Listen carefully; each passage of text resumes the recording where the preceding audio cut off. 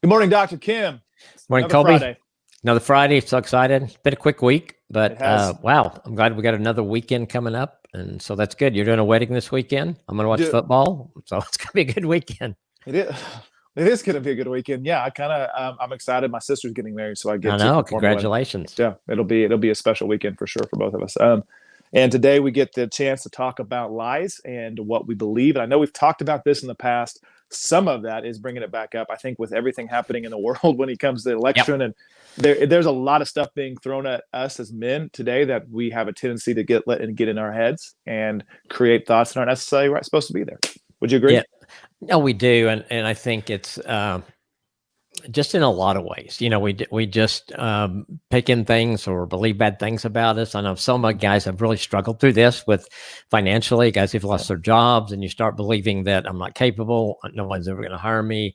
I mean, and I get it. I don't get it. I've not been in that position, but I know that's got to be hard. And I've worked with a lot of people that have been there. And so I think so much of a guy, really, first our worth comes from God, but in this life, a lot of it comes from our work, and we get a lot of identity out of that. And so when that's taken away, I think it can depress us. It can make us have too much idle time that we don't use well and get into things that are not healthy for us or our marriage. And so it all starts, I think, with believing those lies about ourselves, and then we get down on ourselves, and then all of a sudden we make it worse. Yeah.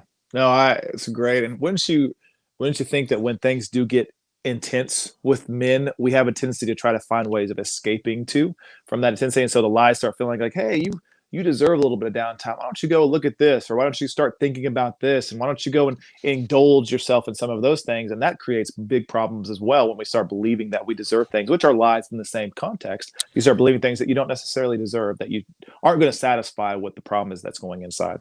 Yeah, I think it's just counterproductive. I mean, we think, okay, we're kind of worthless right now. So we do other things that we look at on the being worthless afterwards. And so we just kind of keep piling stuff on ourselves, and instead of saying, that is not true. God created me with gifts and abilities. The whole world's in trouble right now, having a hard time. Yep. Unfortunately, we got caught in the middle of that, but we will come out of it. We will survive, and God will equip me for things. And yes, sometimes I get it. It's hard to wait on God's timing sometimes, but know that he's working even when we don't see it. And he may be and also I think too, asking him to put the truth about yourself on your heart. Just say, okay, just kind of search. What does God say about you? What does he say about you? And know that is the only thing, honestly, that really matters. I mean, you want your wife to love you, and everybody, but the God of the universe, if he says these good things about you, it's like gold. Yep. It's written in stone. I like that. And it refines us, that gold. I think about if they say gold, it thinks about how gold refine. You want to be refined as gold, and it makes you better when you start working through some of these things.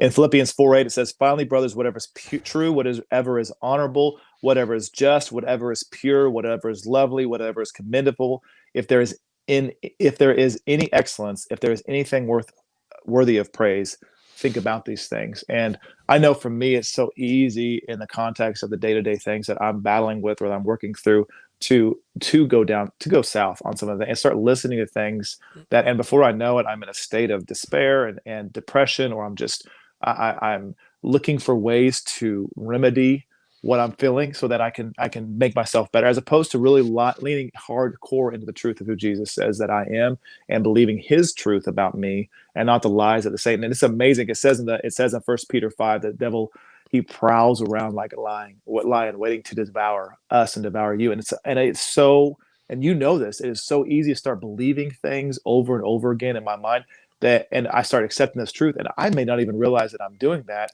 for years at times, or for weeks, or for months, whatever it is. And I'm like, oh, wait, that's not what God says, who he says I am. Well, that's not true about me. That's a lie. Do you ever experience that? Oh yeah, absolutely.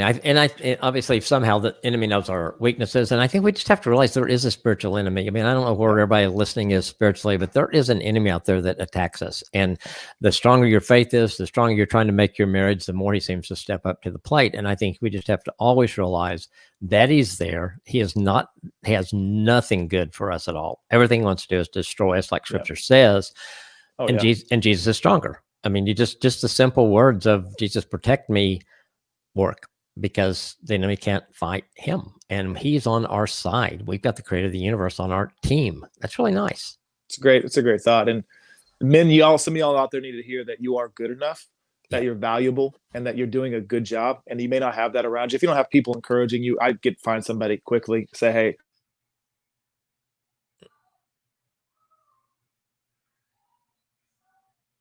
come on, it's back there. I'm back. Yep. Little phone glitch. So you're encouraged, just encourage and say, hey, you are good enough. You can overcome this. You can do this.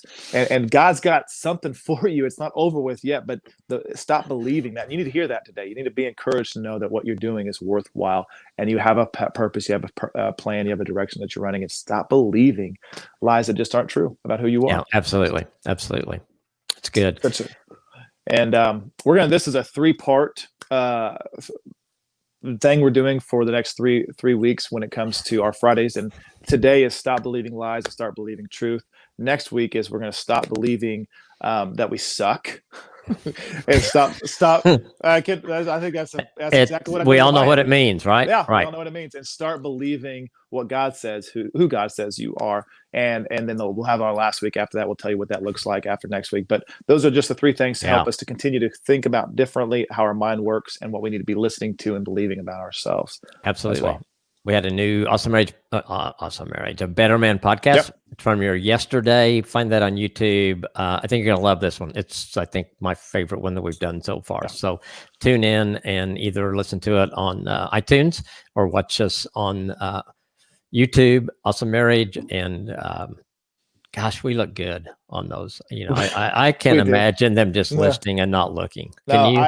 No, I can't imagine either. I think that's just so much better when you get to see us. Yes. In all our glory. Yes, we have to tell ourselves this since our wives don't. But anyway. we're encouraging you to the lies that are going through our head. Yeah, check it out. It's Over Parenting, which you and I, neither one of us are experts in. I don't know very many people that are experts in it, but man, we've got some experience and things we like to share, just to encourage, and things we've learned over the course of the years of parent. Well, Dr. Kim, every week it's always a blast. Thanks for taking the time. Enjoy talking to you. And I got it right this time. I remember it. So don't be an okay man. Be a better man. Thank you. We'll see y'all. Guys, have a great weekend. See you next week.